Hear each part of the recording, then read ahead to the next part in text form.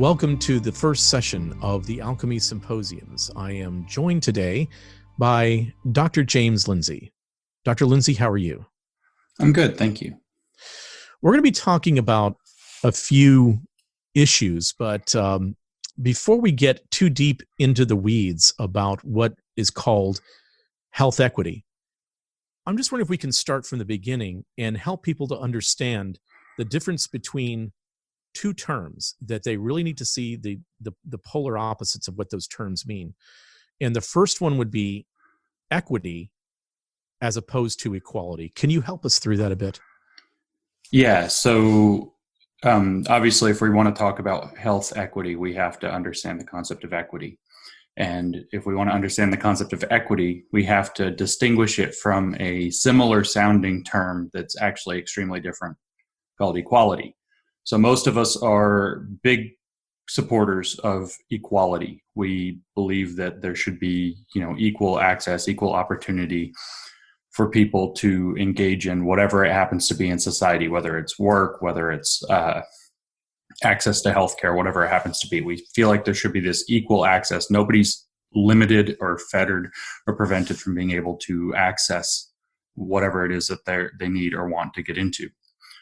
Equity is a very different concept. Equity starts from a position that sees access as intrinsically biased in certain ways, and it seeks to adjust the system, adjust shares within the system to generate not equal access, but equal outcome. So the way that equity proceeds from a perspective of theory would be that everybody's approximately the same. So if there is equal access, then there must also be equal outcomes. So they measure the outcomes to determine whether or not equal access is actually possible. This creates a situation in which very often, and I don't want it to become like political, but it does tend to be bureaucratic type decisions, try to adjust the situation so that the numbers on the back end come out equal. And then they say, well, if the numbers are coming out equally on the back end, that must mean that we've made up for whatever inequalities there are on the front end. So an example of this that I saw yesterday, as a matter of fact, in the education literature was talking about with the current pandemic, there's this controversy, what do we do with students' grades? And some of the students' grades, some of the plans, I should say, for the students' grades are to just introduce a pass-fail system and not really worry about GPA this term because it's, a big disruptive change. Some, however, are arguing, and this is taking place at some colleges, but this was in particular for K through 12, that a more equitable plan would be to give everybody A grades. So we're just going to give everyone an A. Top level grade. Why? Because students who already have high level grades, A's mostly, GPAs close to 4.0 as we do in our system, it won't change their GPA much, but it will maintain their good grades. Whereas students who have lower grades, it will bring their grades up more. And the lower their grades are on average, the more it'll bring their grades up. And so it will equal out that number on the back end. So we're just going to bring everybody's grade up to an A. That will benefit the students with the lowest grades the most, that will not harm the students with the best grades, but will benefit them the least.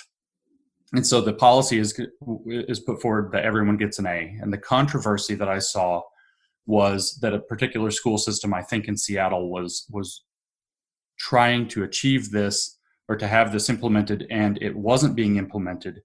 And the argument was, well, Seattle actually has the particular schools, or the Seattle school system overall, if you look kind of nationally, are even lower than average as compared to a lot of other school systems. So they need to be brought up even more than other school systems. So of course we must give all the Seattle students A's.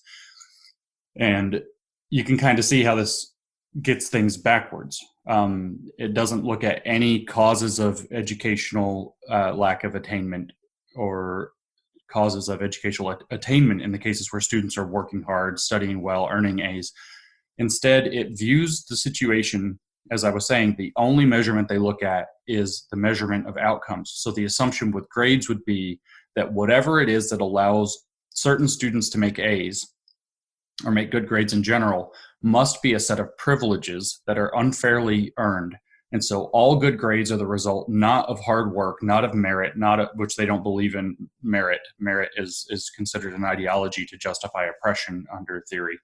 It's all the result of unequal circumstances, whether it's home life, whether it's access to food or resources or whatever else. So certain students are more advantaged. Those students make good grades. That's unfair and unjust. Certain students make worse grades. They must be less advantaged, disenfranchised, discriminated against in some mysterious or vague way.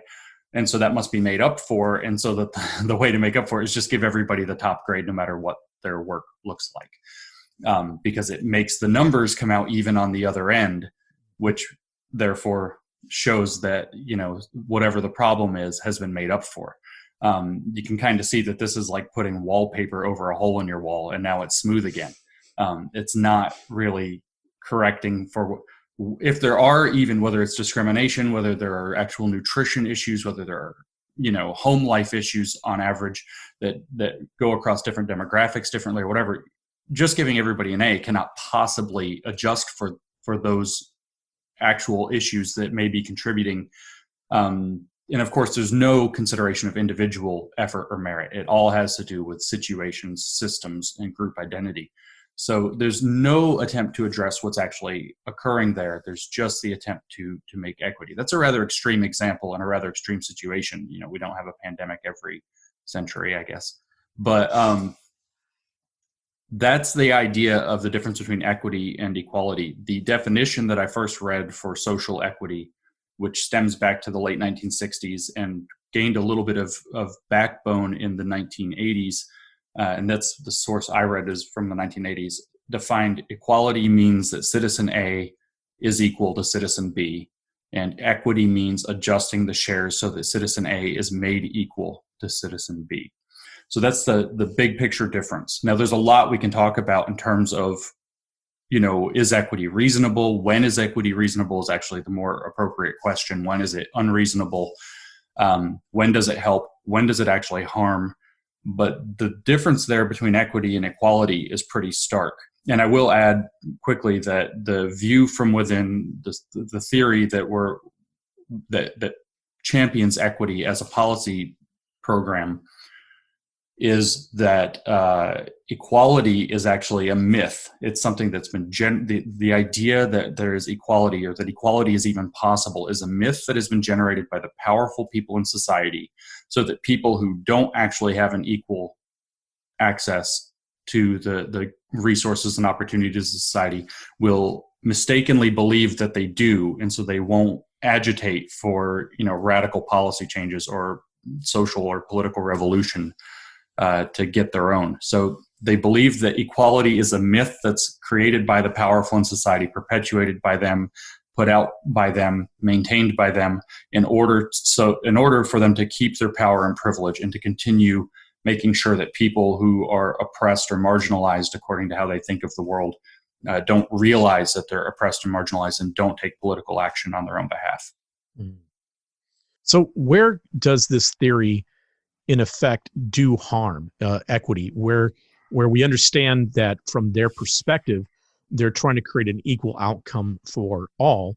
And of course, I believe I start to hear the voice of Michel Foucault somewhere in there.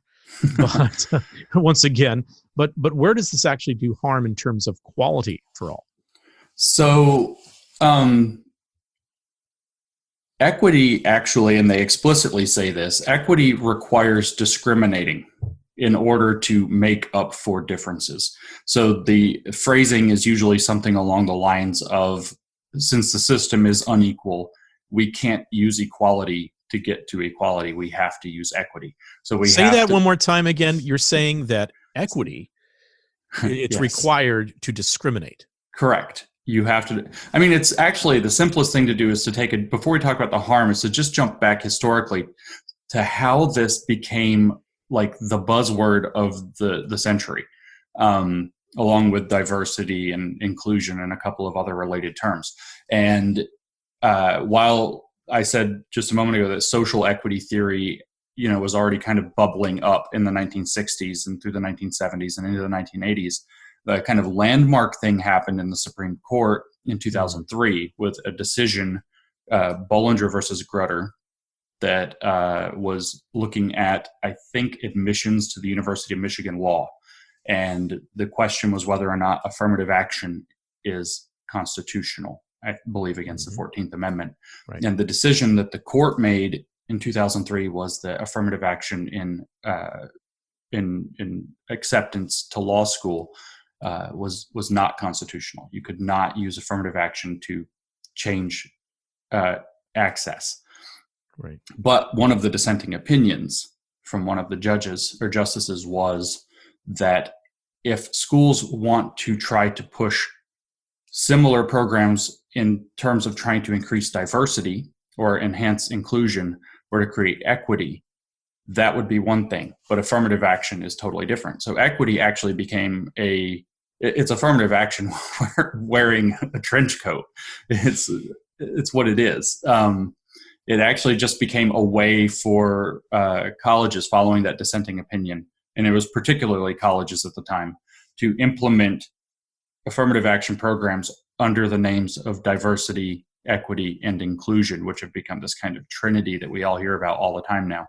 And that's where all of these diversity and inclusion and diversity and equity and inclusion offices started to become central in the university administration, was so that they could create greater access for some minorities, particularly Black, Hispanic, and Indigenous people. And they could possibly, as has now happened, isn't quite the scandal, actively discriminate against other minorities who, like Asians, East Asians and South Asians both, who tend to outperform everybody, whether they're racistly discriminated against by systemic powers or not. Somehow they manage to outperform everybody. So at Harvard, I think last year, or time is dilated because of the pandemic, I don't know, but I think it was last year, there was a massive scandal at Harvard where it was found that they were actively discriminating against Asians in terms of admissions. And so what you actually also have happening now is one of the pushes for equity in education. And I don't want to focus too much on education. It's just happening and it's easy to look at. Please go right ahead. Yes. They're eliminating talented and gifted programs. They're eliminating advanced placement classes and testing and those programs because they are disproportionately accessed and populated by white and Asian students, but not by Black, Hispanic, and Indigenous students. And so clearly the way to fix that problem is just get rid of those programs. The claim is that they take up a disproportionate amount of money for a minority of students, namely the ones who can actually do advanced placement and gifted programs, and that most of those students are white and or Asian, and they are therefore taking a disproportionate amount of educational resources away from students like Hispanic and Black and Indigenous students who don't have as much money going to them because more money is going. So that's the argument they give. So equity then comes in and says, well, we've got to just eliminate gifted programs. We have to eliminate advanced placement because we have to get rid of testing because whites and Asians do better on tests. And so we're not going to test people anymore. No more standardized tests, no more assessment whatsoever. Assessment is intrinsically racist. So we're just going to have this kind of, education is this kind of open-ended thing, doesn't have any parameters, it doesn't have any assessment, and then we'll just make up grades so that people come out on the far end and fair. And like I said, this actually, in terms of how it blew up, comes back to a decision that the Supreme Court made against affirmative action in 2003 with a dissenting opinion saying, well, you could push similar efforts under the concepts of diversity, equity, and inclusion.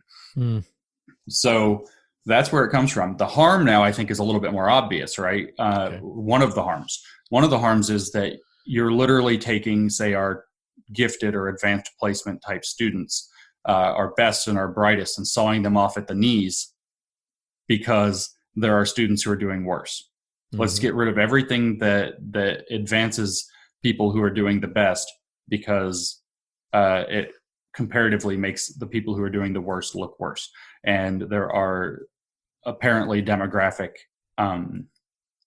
statistically demographic disparities in that. So rather than making the perspective be, how do we actually figure out what's going on in all of the different parameters of it that are causing low achievement within, say, Black or Hispanic students on average, or really low income students typically is really the more interesting thing that they never talk about, because theory sees, this is actually kind of important for people to understand, theory sees economic class, which is obviously both the most amenable to policy and the most obvious relevant variable. They see it only as a prop for identity politics. Whether or not people are poor doesn't matter. That Black people are disproportionately poor is all that matters. And so then that becomes about Black, not about poor. And so, you know, your poor, homeless white person has white privilege, and so on and so forth. Right. So the harm, though, is that you eliminate anything that's high achieving utterly, which means, you know, it used to be the cute name for it was No Child Left Behind, but it literally gets turned into Nobody Gets Ahead in the name of equity. Because honestly, equity is most interested in everybody getting exactly the same thing. So I saw a thing yesterday about sports in the pandemic, college athletes or athletics, and it talked about how, because of budget shortfalls and certain parameters, not even really to do with the virus, that going forward into the fall term or spring term next year, some sports are probably going to be able to be opened in colleges and universities, while other sports are going to have to be sidelined, because triaging around massive budget shortfalls is something that has to occur. And there's this pretty vigorous petition going on that it's all sports or no sports. So we aren't allowed to play some sports. We aren't allowed to have some people be able to do things, everybody or nobody. So one of the things that equity actually it's actually consistent with equity, is nobody gets anything. Everybody starving equals equity, because everybody's in the same boat. Right. So the harms become pretty obvious in those regards, taking away the opportunity for people for excellence, basically, in order to make sure that nobody's short of excellent. And then you just call everybody excellent if you want for equity, give them all A's. That's the excellent mark. Another harm is obviously the idea of token hires. So very famously in California, there was a policy that said that every C-suite of some sufficient size maybe, but every C-suite in a corporation had to have at least one woman. Okay, this is fine. So you're putting women into the position. I personally think that women are obviously just as qualified if they know what they're talking about. If they have the merit, they're just as qualified to do something as men or anybody other, whatever else. I don't care. But when you make a policy that you must have a woman, you automatically put into everybody's mind that the woman might not be as competent as the men. The men had to get there not only by their merits, competing against one another, but competing against one another for fewer spaces, because at least one of those had to go to a woman.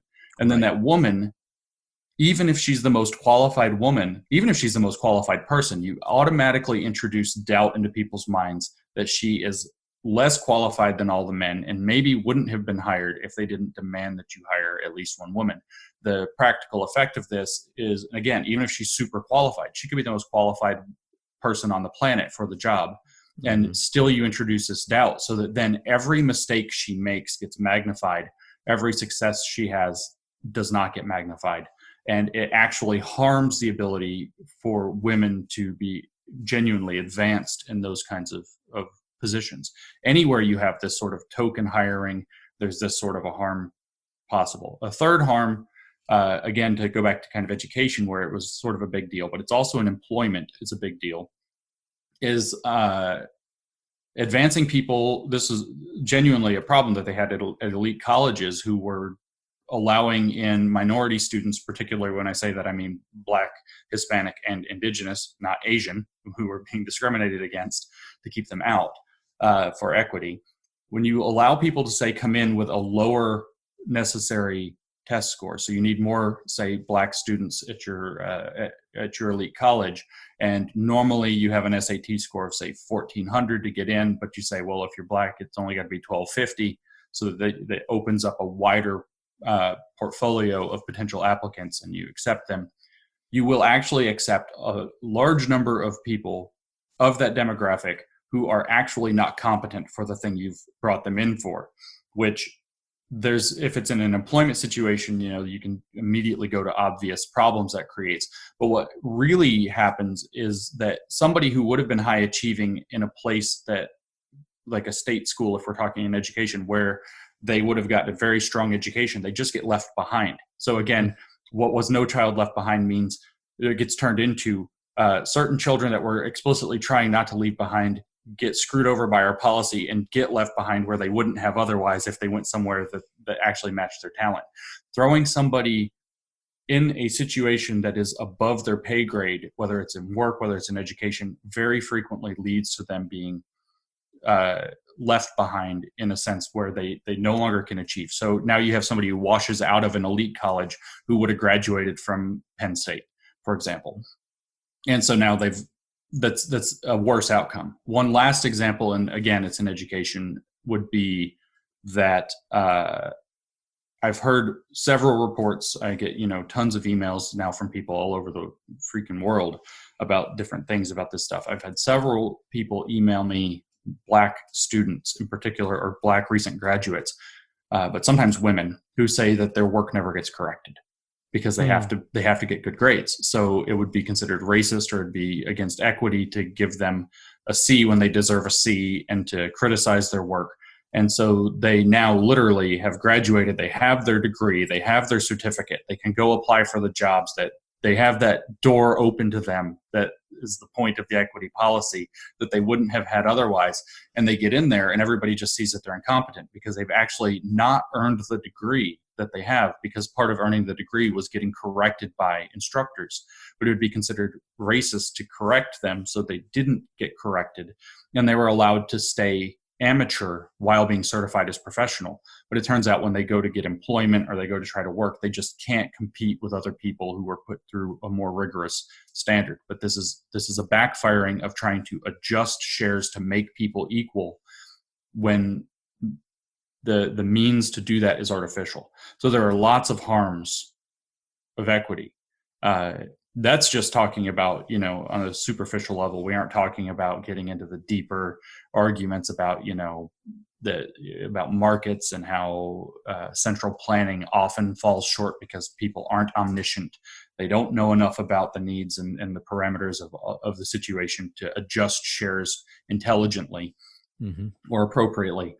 And so then there's ham-fisted mistakes. But we're just talking without the practicalities that we're just talking about in principle, and with very specific examples of why equity creates harms. There's also, I didn't add in the fact that there are people being discriminated against blatantly. And then that, in addition to, in a practical sense, in addition to that, making it more difficult, say, for a white man in California to get on a C-suite, it also discourages people from trying. Why should I bother if they're just going to hire a Black lesbian for this position and white men don't have any chance?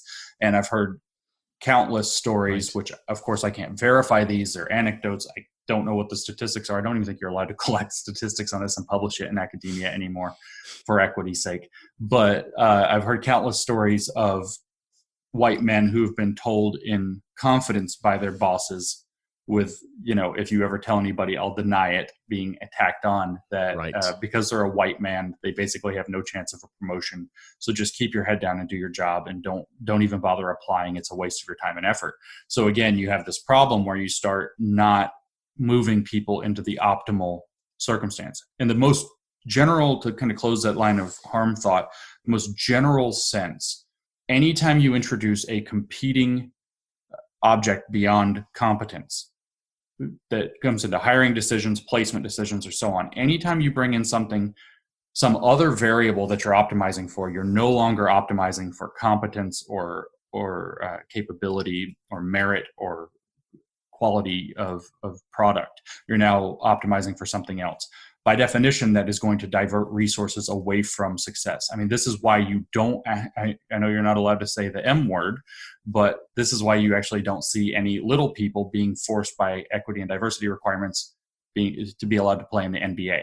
The whole point of the National Basketball Association is to win basketball games. Each team only wants to win basketball games. So there's no equity requirement saying, well, you have to include this many players on your team under 4'6", and they have to play this many minutes per season and blah, blah, blah, because now you're no longer optimizing for success on the basketball court. You're now optimizing for some other thing.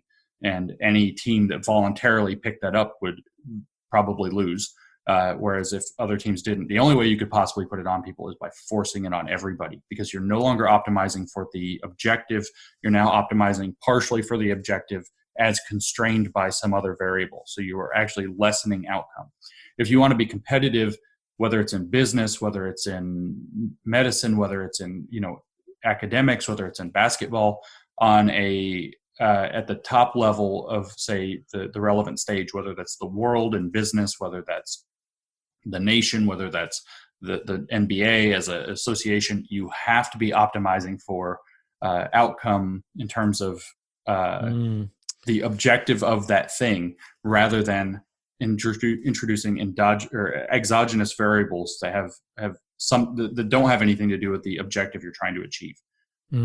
Right. So in other words, you're almost creating, in response to what you see as a hegemony that is ruling, that is biased, etc., you're creating another hegemony to be able to compete against it. And in doing so, that in what you see as unconscious bias or systemic injustice, now you have to apply systemic injustice and bias towards those that you believe were the ones in the previous ruling hegemony in order to achieve equity. Right. Now, since you brought up hegemony, let me actually make this really clear, because these diversity pushes that are tied together with the equity, because diversity is how you're going to achieve equity. You're going to bring in more diversity, and that until you get to equity, that's how those are connected. This is actually really important, because the people think, okay, maybe they'll go along with it. You have to hire this many women. You have to hire this many Black people. This is very prominent in academia. The call under diversity for equity is not actually to hire according to demographics, as they say. Right. Because the theory that this all comes out of, which is the critical social justice theory, the theory that this all comes out of does not see people as individuals. Individualism is another one of those myths created by the powerful in society to convince A, people who are in the dominant positions that they deserve it, and B, people who are in oppressed positions that they have equal chance. And so you're an individual. You don't have to worry about racism and so on. It's who you are as a person. And so it's all a myth created to maintain power dynamics and maintain, as you said, hegemony. So the call, when they call for diverse hiring, absolutely requires for you. This is why there are diversity, equity, and inclusion statements in so many hiring positions now. That's why they evaluate them, is because you have to be able to have the authentic experience of that demographic to qualify. So if you're Black, the theory says that it doesn't say, and I don't want to get any misconception here, it does not say there is some essential thing that is what it means to be Black. There are not biological factors of being Black. There are not, for them, it's everything is social. It has nothing to do with, there are, essential characteristics of being Black. There is the essential experience of being Black in a white dominant society, however. And they say the only way to authentically understand that is through the critical theory analysis that comes out of critical race theory and intersectionality. So if you don't take on critical race theory and intersectionality to understand your experience, your lived experience, they call it, as a Black person in a allegedly white dominated society, then you actually have a form of false consciousness. You're buying into whiteness. You're acting white. You're looking for white approval. You're white adjacent. They have all kinds of terms for this. They have much nastier terms that they actually call the people in real time. The friendliest of which might be coconut, brown on the outside and white on the inside, right? So they have arranged it so that when they call for diversity, which they're doing in order to achieve equity, the only people who qualify as diverse perspectives are ones who have the critical theory perspective of the lived experience of having that identity. So there would be hiring, for example, a Black person who does not espouse critical race theory would not qualify as a genuine diversity or hire for equity. Right. You have to hire a critical theorist. Mm-hmm. And a lot of people don't understand that. So it's actually a requirement to hire people of exactly the same politics. And as I'm hoping it's becoming clear, this is a politic that is absolutely dysfunctional in the real world. At best, it creates distracting variables, and at worst, it tears the systems apart. I mean, you had the Washington State Equity Task Force give the definition of equity as disrupt plus dismantle the existing system. That was their definition of equity that they disrupt plus dismantle the current systems. Yes. Yes. So that's the definition that they're giving for equity. Right. And that is a state level equity task force. And this is kind of funny in the context of the conversation we're having. That was commissioned by the governor, established by the state legislature, eventually approved by the state legislature, and signed into reality by the governor on the back end of it. But it was done so after a referendum vote by the state that rejected affirmative action. And so, we can't have affirmative action. We have an equity task force now. We're not doing affirmative action. We're going to have affirmative action in a trench coat called equity. And the definition of equity given isn't even affirmative action. Affirmative action, it's like you can kind of understand where it's coming from. Disrupt plus dismantle the existing systems is a complete, that's not even what affirmative action said. So it's much more radical even than that. So if you're disrupting and dismantling a current system, and I'm actually writing this down, and I remember that was from several months ago, wasn't it? That was January. Before all the current the current controversy that we have right now. It was in January, and I remember you sending that to me. And so if you're thinking about imposing the concept of health equity on the healthcare system, you are disrupting plus dismantling the system itself. And why would you do that? And what is it that you're trying to achieve through that? Well, I mean, the obvious answer is that you're trying to dismantle, you're disrupting the systems of power and dismantling the system that enables them. That's what disrupt and dismantle refer to.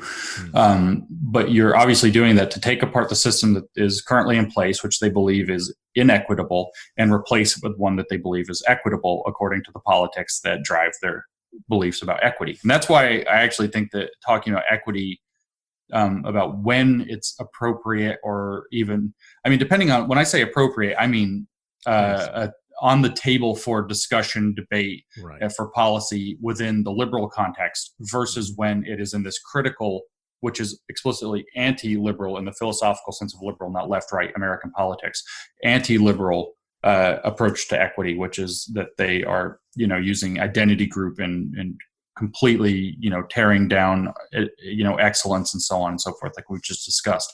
They're two different things.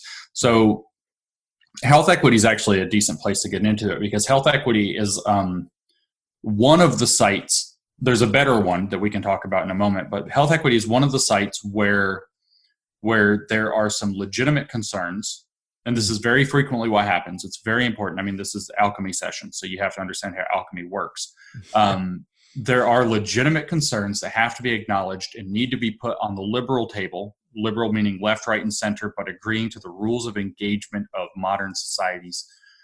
And then there are approaches to health equity that just go right off the rails into something different that is a fundamentally different game. They're playing by different rules of engagement, or in fact, different rules entirely, that are cooked such that they can only win that game. Nobody else can win that game.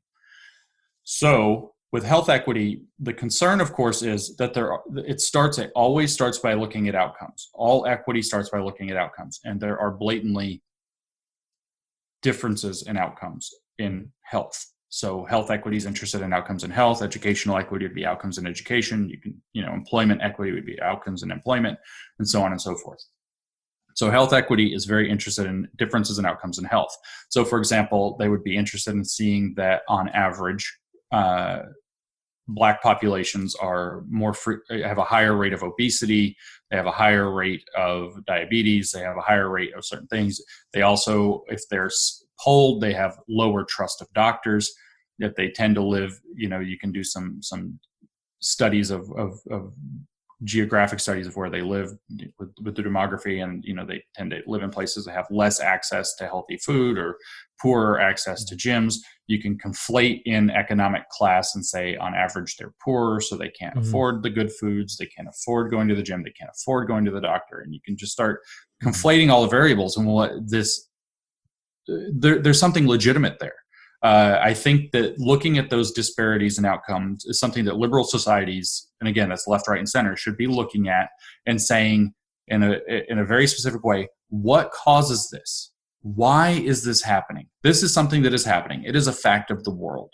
Why is this happening? And then what changes need to be made within the confines of reality that can ameliorate that situation? Because if it's genuinely bad, with the possibility that already existing systems that have been put into place that have possibly channeled certain segments of our population, whether they be race or culture, to be dependent upon a certain way of living, as opposed to really being able to exercise the opportunity and the merit-based system that many of the others have gone upon, could be possibly one of the reasons itself.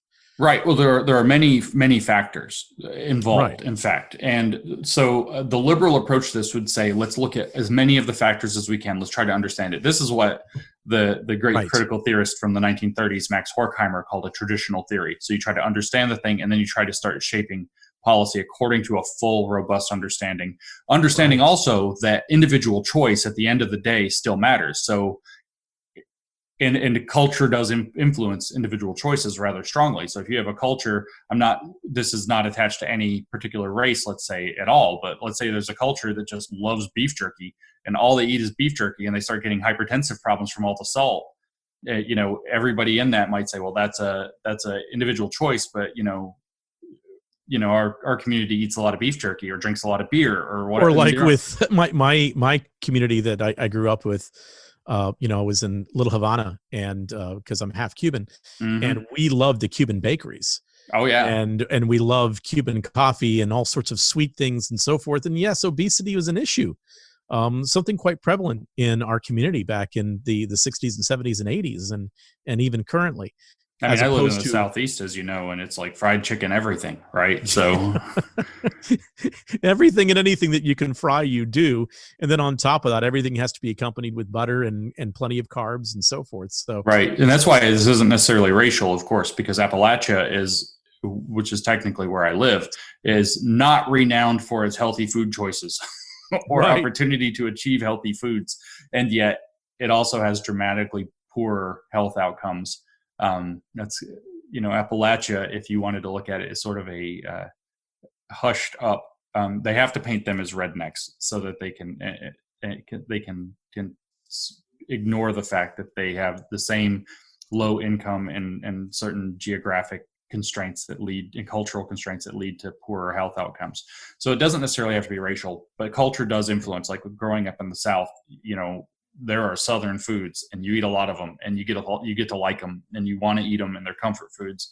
And a lot of those things are just not good for you. Well, another example would be with my wife's family, and my wife is Chinese, and within the traditional Chinese that came over, that were maybe, let's say, in the 40s and 50s and 60s, and there is a reliance upon Chinese medicine. And not that all Chinese medicine is bad. I'm not saying that. But that whenever there's an issue or problem health-wise, is that they always go to the traditional Chinese methodology, as opposed to doing some sort of, as you referred to, a robust way of looking at symptoms and coming up with a diagnosis and so forth. That's not what happens. It's, well, take this. This works for that. Right. Almost, in a sense of where in a Catholic sense, you would have, well, you pray to this particular saint for this and that saint for that. It's almost like that. And then all of a sudden, these problems compound themselves, and then you end up in the emergency room and then in a long hospital stay. Right. And so you can see that culturally happen. Right. And so health equity, we were comparing traditional theories versus the critical theory. So a traditional theory of health equity would look at these things, and what it would try to do is figure out the actual causes of things as it is, and then try to come up with sensible, whether it's interventions, whether it's policy, there are different things, different programs that can be put into place that try to intervene on those things and have a beneficial outcome. Whereas a critical theory does not approach it that way. A critical theory, and this is again still sticking back in Horkheimer, 1930s, that's developed ever since, and the book was actually called Critical and Traditional Theories. It was published in 1937. And so this became kind of like the defining object for critical theories. Critical theories, which is what this social justice of today, the critical social justice of today, is based on. Critical theories see it that everything has to do with power, and the only amount of understanding that you have to do is that the systems of power, wherever they're located, whether it's institutions, whether it's governments, whether it's how we talk, whether it's what we claim to know and not know. Science, for example, is considered to be a white Western dominant system that's Eurocentric and all these other apparent sins.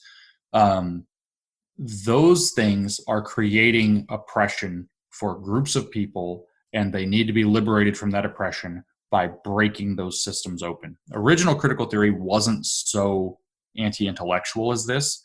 It actually wanted to kind of understand the systems. The argument Horkheimer made was that traditional and critical theories are different, but they have to be used together. But there's still this agenda for one's moral vision and political vision of the world that they see as being failed, and that the object is to create liberation from oppression. And at the present day, the only way they read that is like, let's look at the outcomes, see where there's disparities, chalk that up to discrimination or systemic bigotry or some other systemic power dynamic that's unfair, and then use that as a lever to try to break the system open and undermine it and replace it with a new one that they believe they can socially engineer to not have those problems. And they cook the books such that if the new system that they try to foist on us all fails, it's because we still have the previous dominant way of thinking that rejected it. And so it's still the same problem. It makes it so that everything is blame the existing system and the people who created the system, and a kind of ethno-historical identity thing, and try to break it apart and replace it with something that, like I said, they socially engineered. But if it fails, it's because dominance is really hard to overcome. So it's still the previous dominant system. So we need even more radical action to break apart the permanent problem. And so it's not particularly interested in understanding why those disparities occur. It just wants to, like we talked about with the education, it just wants to do things that make the numbers come out even on the backside, because then that's making up for it. So an example I've given before, actually, it's worth diving into, is within the discipline of fat studies, which would look at airplane seats, and they don't care about the economics of how airlines have to try to put as many seats in and figure out the right size. So they use what the fat studies people hate this term they call body blueprinting. Average human bodies have certain sizes, certain shapes, and there's a distribution, a bell curve or whatever of what those sizes and shapes are. You want to maximize the number of seats for the aircraft so that the airline can turn a profit off of it. You want to make sure everything fits. It has to fit within the actual aluminum tube with an aisle and all the different stuff. And fat people that have taken up fat studies will see the airplane seat as too small for them. And even the fact that maybe they have to wear a special seat belt, that all the seat belts aren't really long for no matter how big a person is, or that they have to buy a second seat sometimes because they actually take up 2 airline seats by their girth.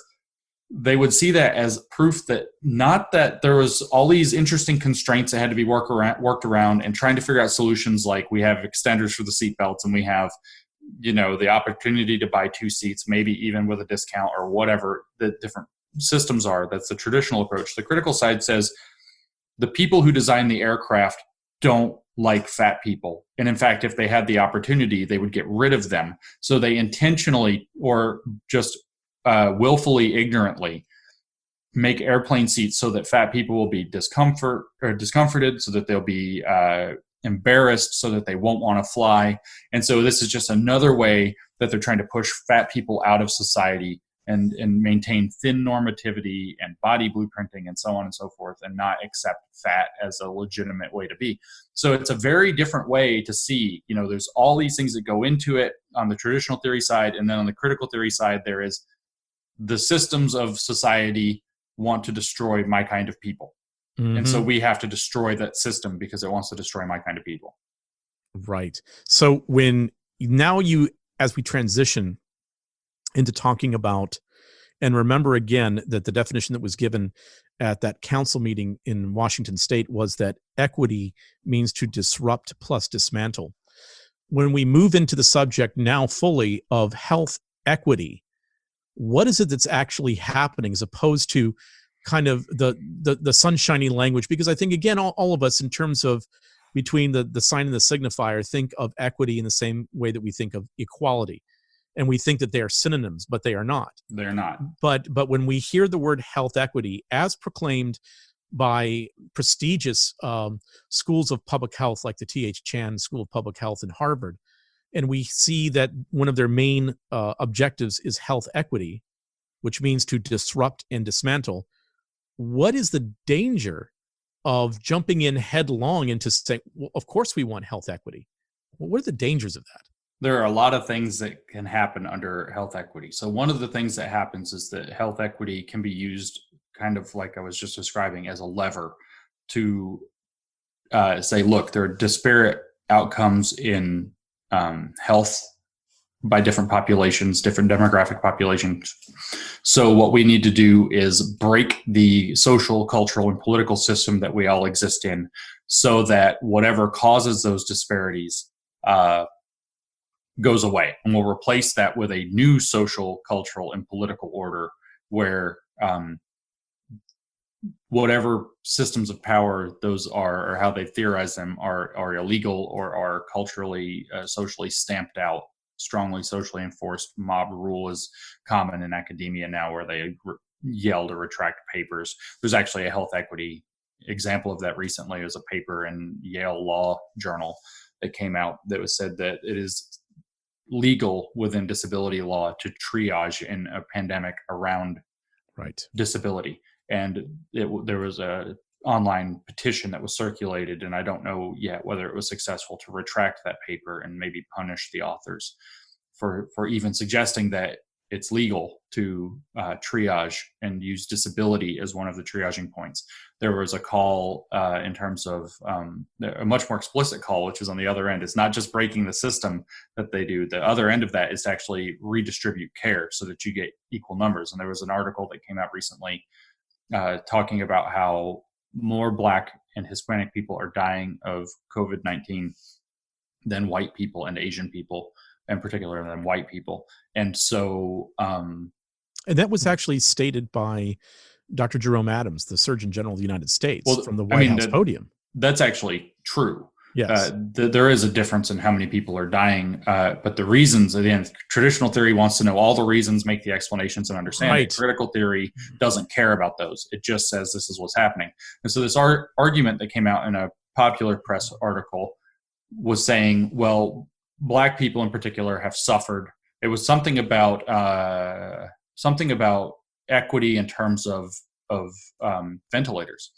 And so it said that, Black people have suffered historically all through this country. Black people have worse outcomes because of systemic bigotry. Black people have all these disadvantages that have been cheated for so many centuries, yada, yada, yada. So if you have a Black person who has comorbidities and who's older, it literally explicitly gave 3 hypothetical people, one of whom was like a 45-year-old white person who's successful and healthy and blah, blah, blah, and gets COVID-19, but gets a severe case.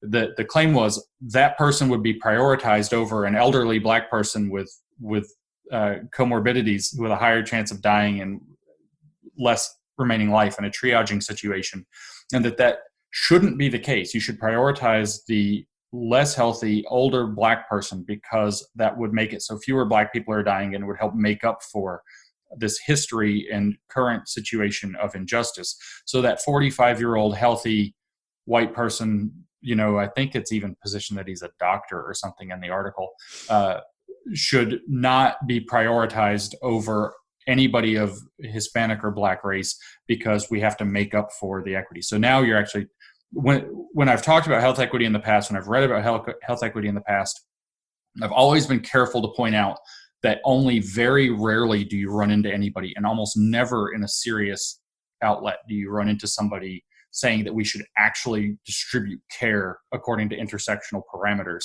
Right. But now I had to revise my thinking on that, since one, in a very serious publication, came out in the popular press arguing for exactly that. Which and is we rare. actually spoke about that in our now infamous, famous interviews that we did in New York City, right, on the rooftop. And we were talking and referring back to what was happening in the national healthcare system in Britain. And in the UK, the concept of intersectional triage was something that they were already starting to mess around with and play with and so forth within their right. system. And then we were discussing what would it take for that actually to be applied within the United States within our current legal and constitutional structure. And there would have to be a complete paradigm shift in the way that our system works for that actually to be applied, without the chance of there being some sort of legal retribution for it. Right. But, yeah, the 14th Amendment actually cuts both ways. yeah, right. Exactly. So, but no, I don't know if we've spoken about this in the past or not. It's been a long time. I've known about this for over a year, but I haven't ever brought it up because I don't want to run with some research somebody else did that they were claiming they were going to publish it, and I haven't seen it. So I figured it's been about a year, almost a year and a half now. Maybe I can say something about it. But there were actually people reaching out to a friend of mine, talking about nursing in Canada, saying that the Canadian, I don't know much about nursing, let me just disclaim that, but apparently there are 4 pillars of nursing care. I don't know what they are, but there was the argument that there needed to be a 5th pillar added at the level of all of nursing, as a principle of nursing, a 5th pillar of nursing care, which is social justice.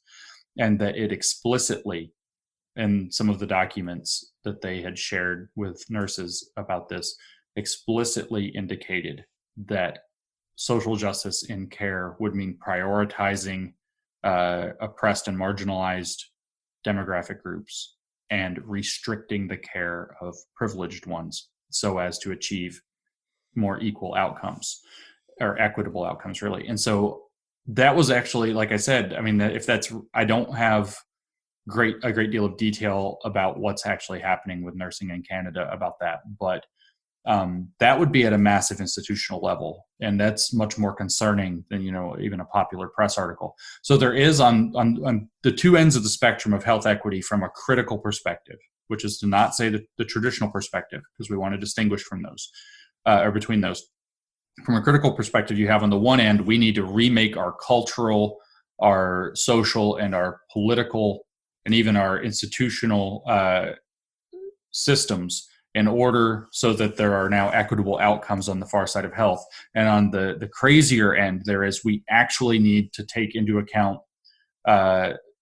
demographic considerations under our analytical tool of intersectionality to decide how to prioritize care. I think it came up now because we actually are having to talk about triaging. And so prioritizing care to people who have been systemically discriminated against according to theory, or historically discriminated against to make up for those past injustices, is kind of it's like the frontier of health equity and kind of the most scary application. Because obviously pretty much everybody's horrified that it used to be the case that we did prioritize care the other way. And we now see that as a tremendous failing of, that we prioritized care. You can think they always bring up, of course, the Tuskegee experiments with syphilis. So care was actually, people were discriminated against in care in the past, and we see that as a huge moral failure. Right. Now, we understand that was a moral failure, but again, equity has to apply discrimination to try to make up for what it sees as an unequal system. And you have to really understand the critical perspective fundamentally sees the system, always fundamentally sees the system as unequal, thus justifying the need to apply inequalities in order to make up for those. So just to give a real take home for somebody of what is health equity, to give them a definition that they can understand when they hear that term or they see that term when they're reading, what should they immediately go back to think of? I mean, we talked about that equity means disrupt plus dismantle.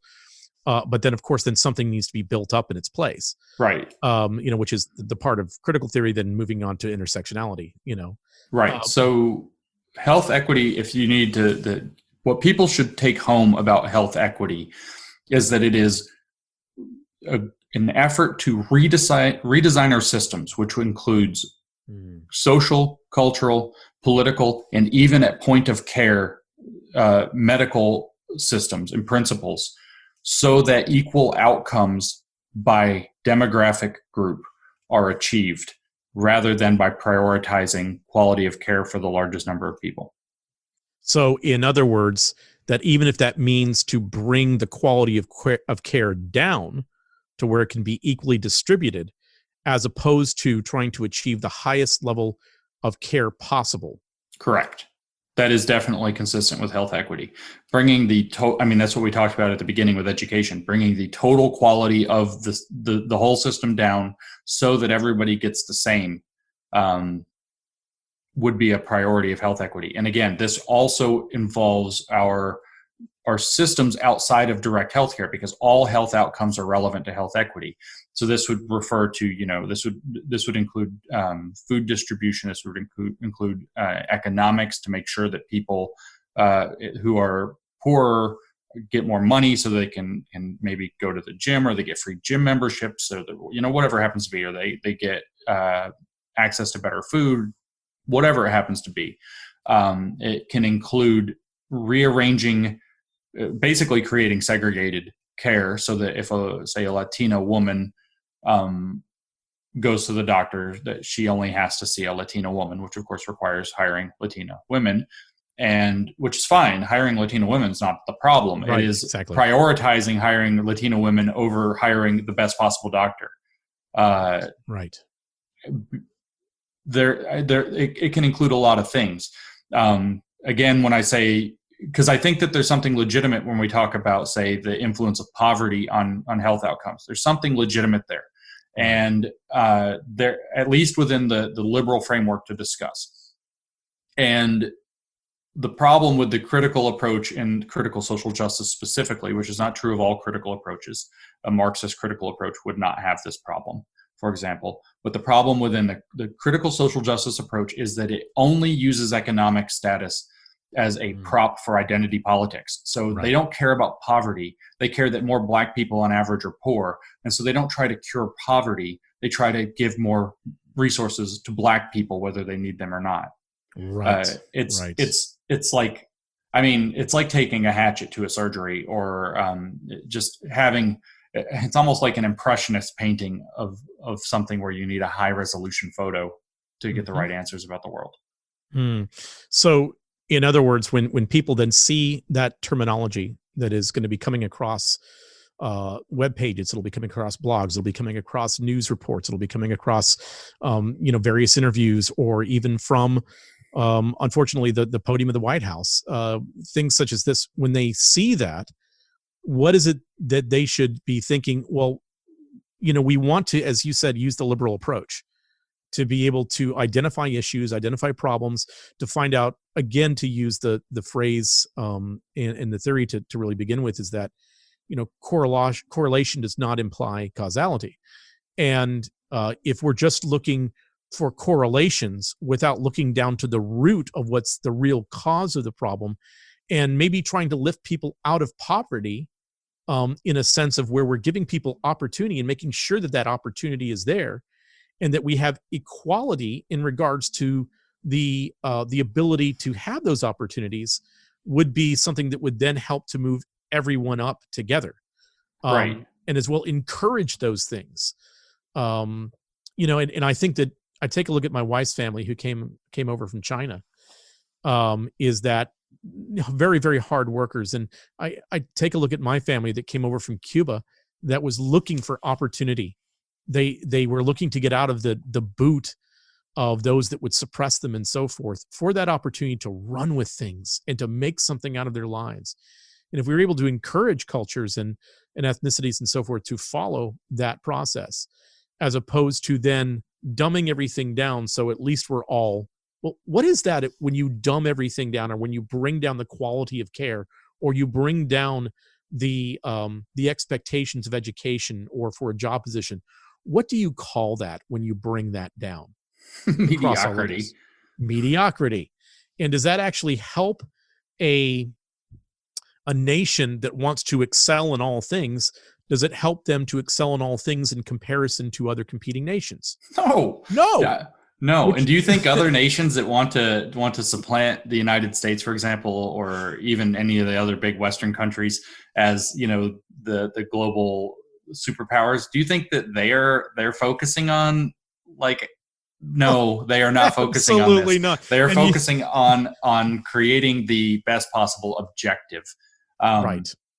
So, I mean, maybe it's helpful though if we want to have people understand why, because it's difficult. This is the alchemy of the situation. Is there is a legitimate conversation to be had, yes, around the idea of health equity, and there's a legitimate idea even under the word equity to it, which makes it much more difficult. You can't just say, all equity is bad, because then you sound like a lunatic and like you're just being dismissive and like you're being unfair.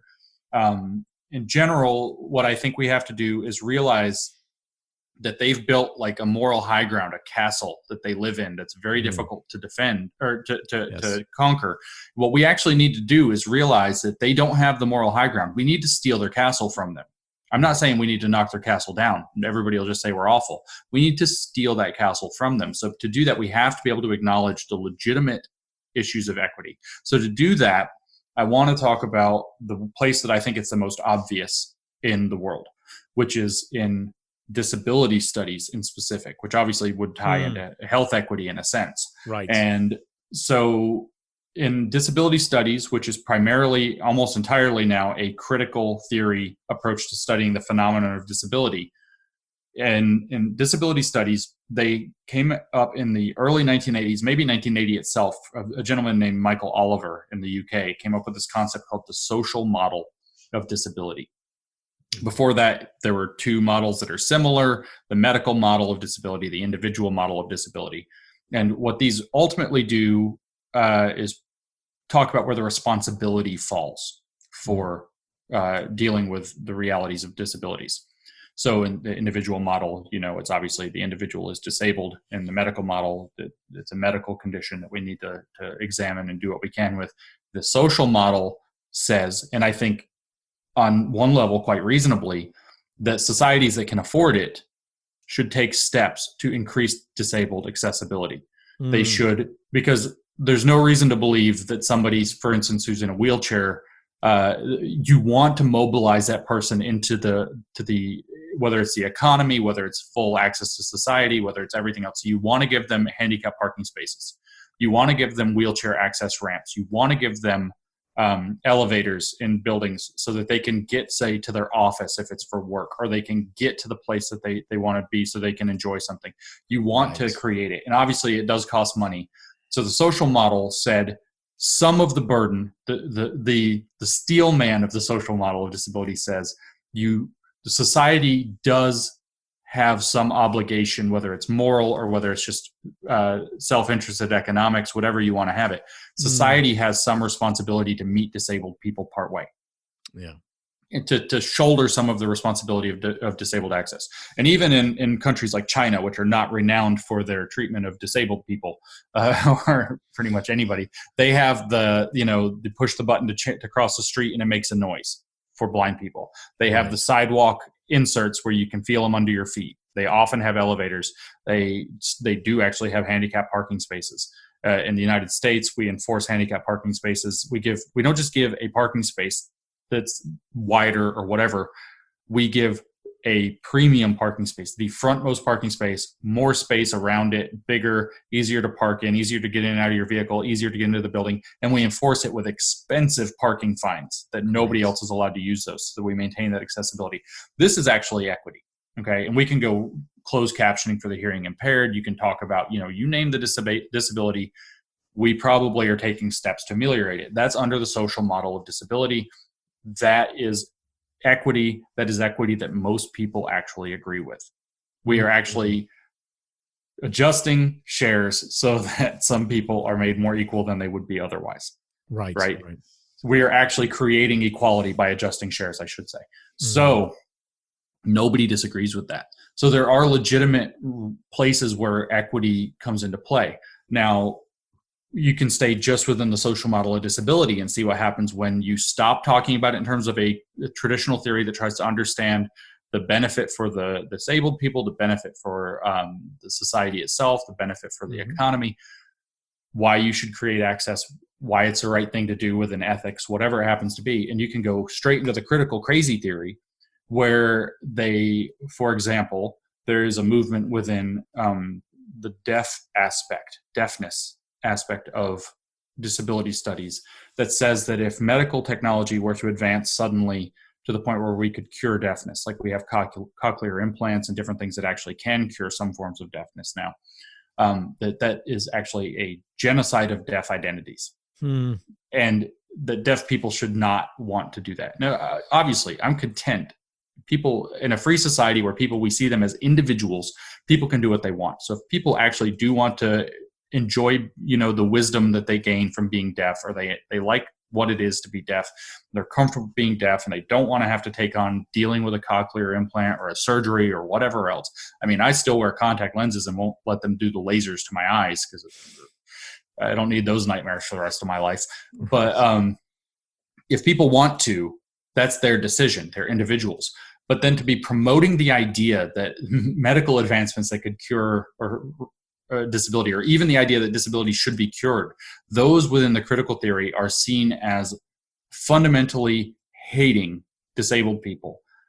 Within the critical and genocides, if they're successful, of disabled people, because then there would be no disabled people left. So even though they're all healthy, alive, and living their best life, we've killed them. We've destroyed them all. That's genocide of that culture. That's insane. And so when you start basing equity off of something like that, we have to put tons of resources into making sure this is actually part of the full expression of the social model of disability, is that it is society itself that disables people. Having a disability does not disable people.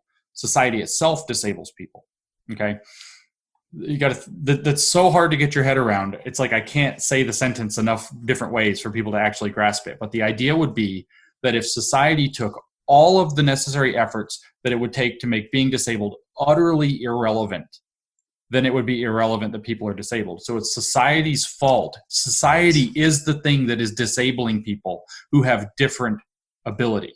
They have a different ability, but they come out disabled in a society that doesn't take every possible effort to make sure they're not disabled. So the critical theory says society is disabling people who have disabilities like deafness or missing limbs or something like this. And so when you start trying to cook up equity off of a theory like that, you're going to come up with some bad ideas. Right. It's not necessarily easy to talk about in terms of disability specifically, but I think that difference between the two aspects of the social model let us talk about equity in the general sense a little more clearly. For instance, I think there would be room to discuss, if you talk about physical limitations like disabilities, women tend to sometimes have babies, and maternity is a demanding process. Once you become pregnant, those 9 months become, demanding. There are health issues around that. Early motherhood, people often have to take maternity leave from work because they're so demanding to do the first parts of motherhood. Often mothers have to divert more resources to caring for a child, possibly for the next 20 years. There's a lot that goes into motherhood. This is actually a physical limitation of our species. Only one side gives birth. And so it's possible that you could say an equity policy that would make sense around motherhood, because this is a physical limitation, would be, let's make adjustments around people who take maternity leave so that they're still eligible for promotions. They're still competent. And if they have, when they come back into the workforce later, not only should they be able to come back at the same level, but their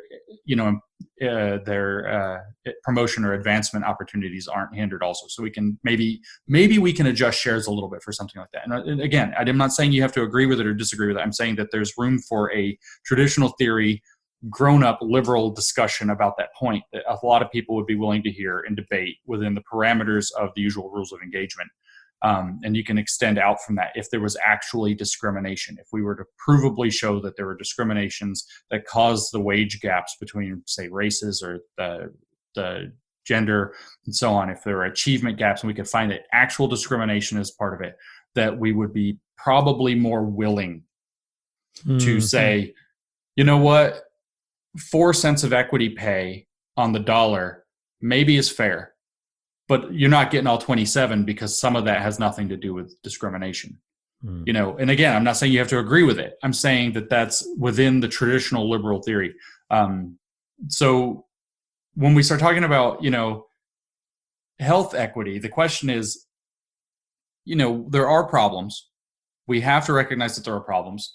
There are differences. Most of them have to do with economics more than anything, but there are actually cultural issues. For some reason in surveys, many racial minorities, particularly meaning, as you mentioned, Chinese, going to Chinese medicine first, but racial minorities like Black and Hispanic people tend to have distrust of the American medical system, for example.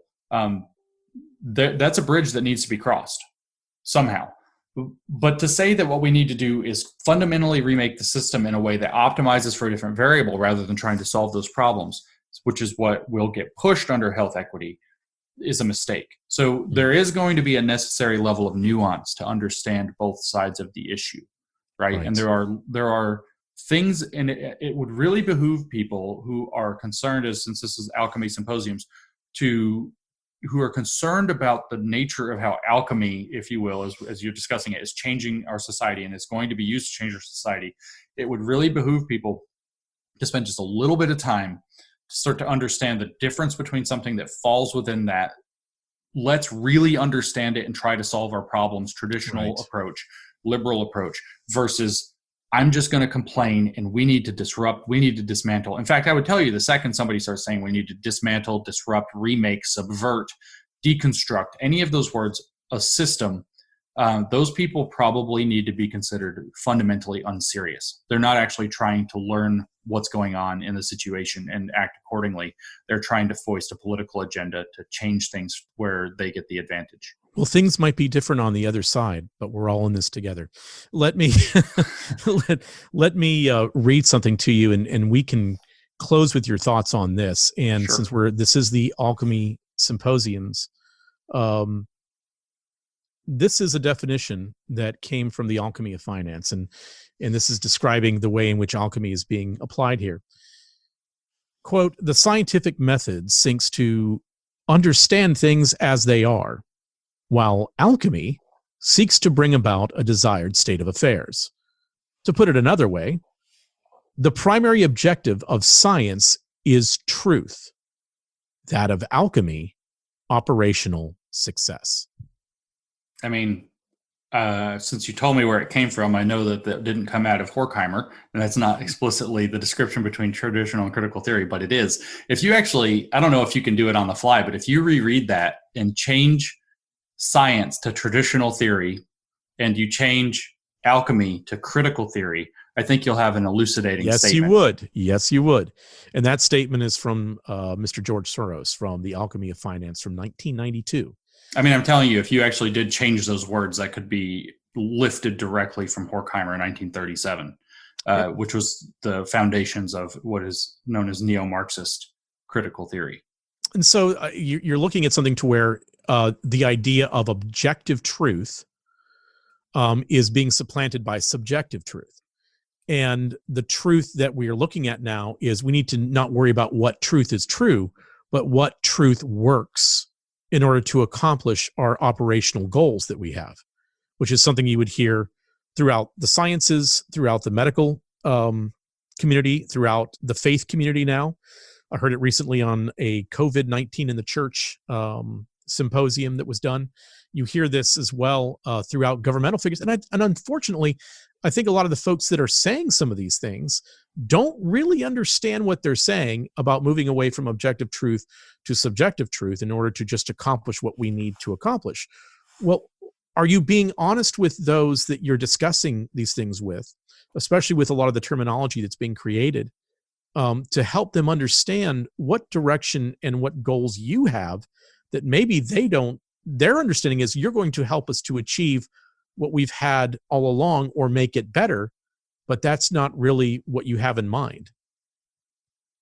What you just were saying reminds me from when we were in London together last fall.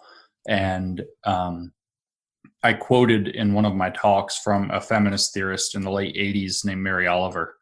And I can't quote her from memory again, but I do recall that the thrust of the quote, which was a paragraph long, was, and I think this is actually close to verbatim of the relevant sentence, was that we need to stop being concerned with true theories or false theories, or when theories are true and false, and we need to concern ourselves instead when they're politically useful.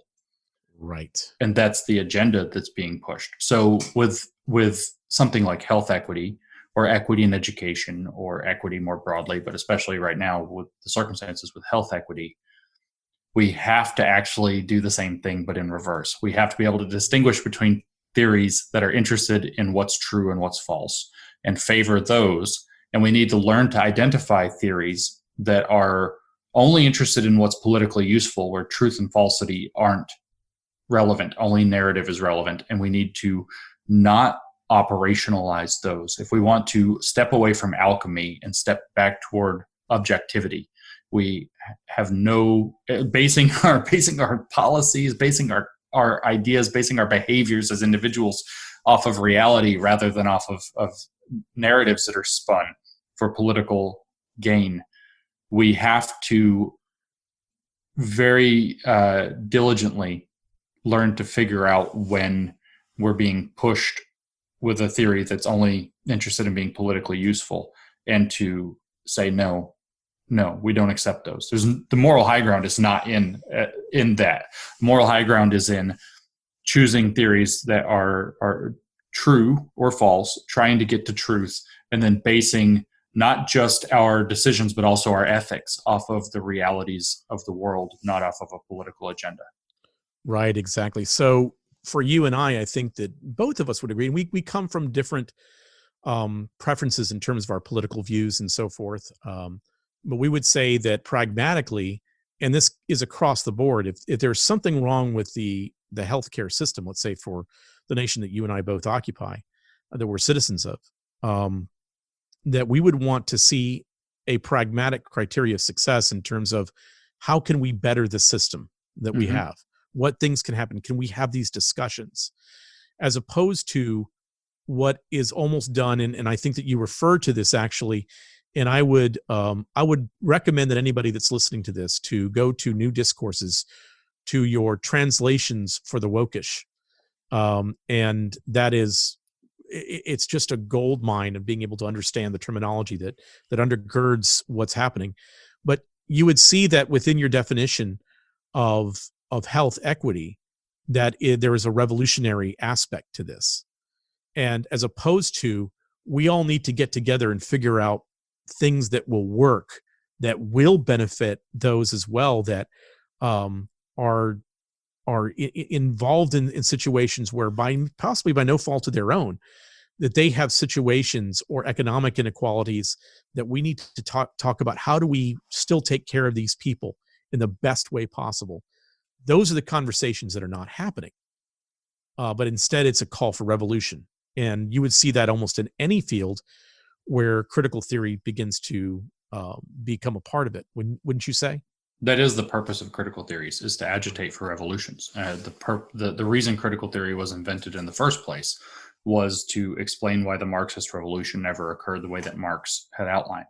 And so it was to figure out what forces had prevented the social revolution that would liberate people from oppression, whether that's economic oppression, whether that's social oppression. And as it became later, it became the oppression of ideas. That was of there being the idea of truth at all. That was the postmodern contribution, that people being able to decide what is and isn't true.